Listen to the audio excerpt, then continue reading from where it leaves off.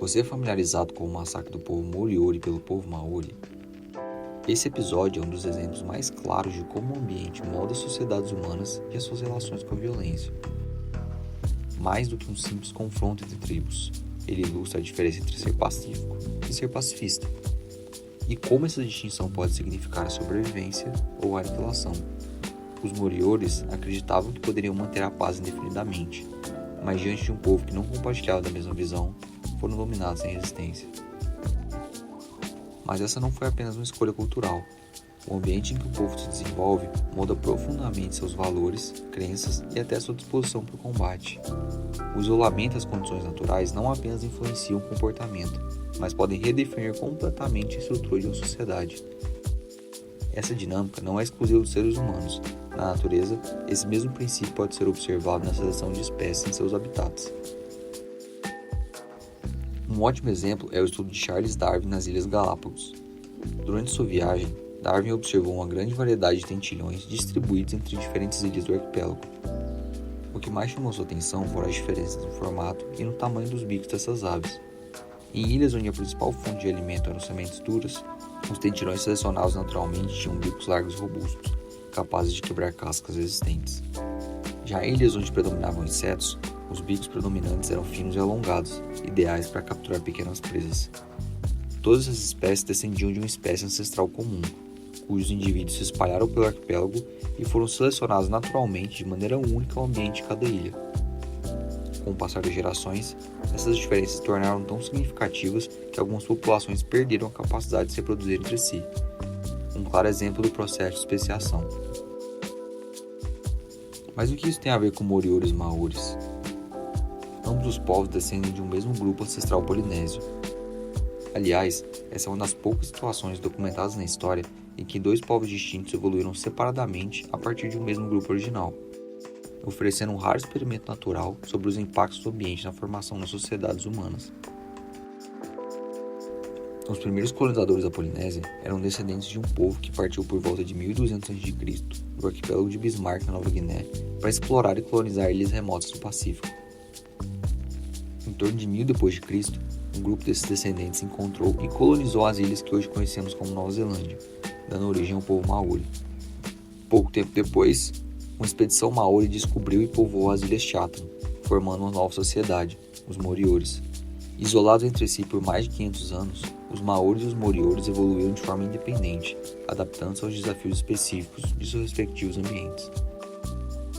Embora os primeiros colonizadores das ilhas Chatham provavelmente fossem fazendeiros, o clima frio e inóspito impossibilitou o cultivo das culturas tropicais que sustentavam as populações polinésias em outras partes do Pacífico.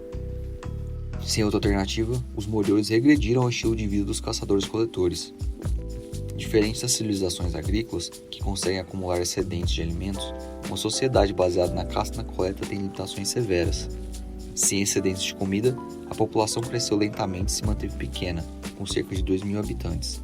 Também, como todos precisavam garantir sua subsistência caçando e coletando, não havia espaço para especialização, impossibilitando o surgimento de ferreiros, guerreiros ou burocratas. Além disso, as presas disponíveis, como focas, moluscos, peixes e aves marinhas, eram abundantes e fáceis de capturar, eliminando a necessidade de desenvolver armamentos ou estratégias de caça sofisticadas.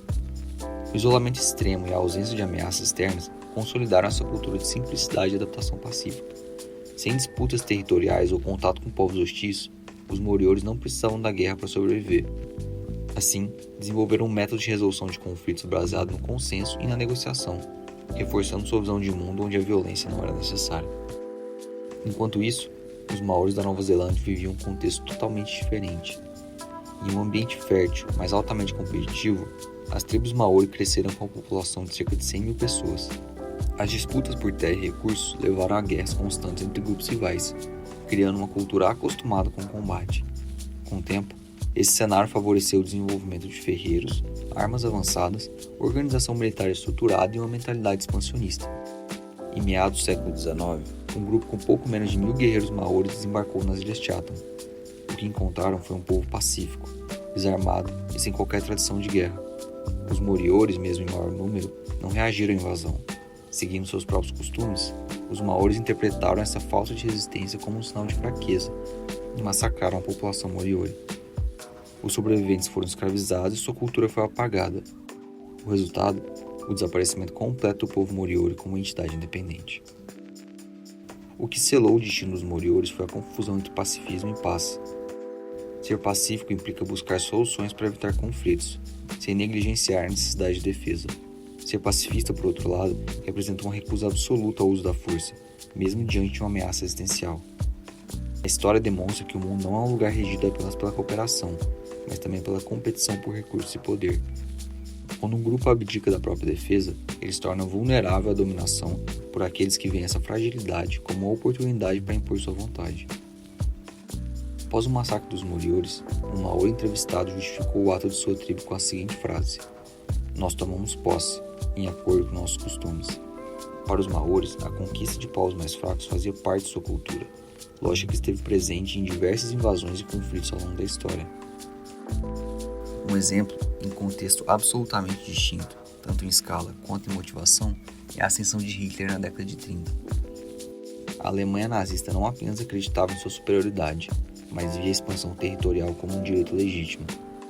Diante da memória ainda recente da Primeira Guerra Mundial, as potências europeias tentaram evitar um novo conflito a qualquer custo, adotando a chamada política de apaziguamento. O auge dessa estratégia ocorreu no Acordo de Munique, em setembro de 1938, em que a região dos Sudetos na Tchecoslováquia foi cedida à Alemanha na esperança de conter Hitler. No entanto, essa abordagem apenas reforçou sua percepção de fraqueza dos aliados ocidentais. Em março de 1939, a Alemanha invadiu o restante da Tchecoslováquia, demonstrando que não respeitaria acordos diplomáticos, e depois invadiu a Polônia, levando Reino Unido e França a enfim declararem guerra. O mundo aprendeu, da pior forma, que o pacifismo pode ser um convite para a agressão. A lição deixada pelo fracasso da política do apaziguamento e pela ausência de resistência Moriori vai além do simples dilema entre guerra e paz. A necessidade de defesa não se resume à força militar, mas envolve uma mentalidade baseada na antecipação de ameaça e na capacidade de dissuasão. No decorrer do tempo, os povos que entenderam a lógica do conflito e souberam equilibrar interesses estratégicos não apenas sobreviveram, mas prosperaram. A paz ao longo da história não foi garantida apenas pela bondade entre civilizações, mas sim por uma combinação de fatores, incluindo equilíbrio de forças, interesses mútuos e normas culturais. Valores morais e estruturas sociais muitas vezes incentivam a cooperação e a paz, sendo por isso que não vivemos um estado iminente de invasão entre todos. No entanto, momentos de vulnerabilidade frequentemente desencadeiam cálculos pragmáticos, nos quais a decisão entre guerra e estabilidade depende da avaliação dos custos e benefícios envolvidos. No caso dos Moriores, sua vulnerabilidade foi percebida pelos Maoris como um sinal de fraqueza, e a ausência de resistência tornou a relação custo-benefício da invasão vantajosa. Um cálculo semelhante pode ser observado no caso da Ucrânia.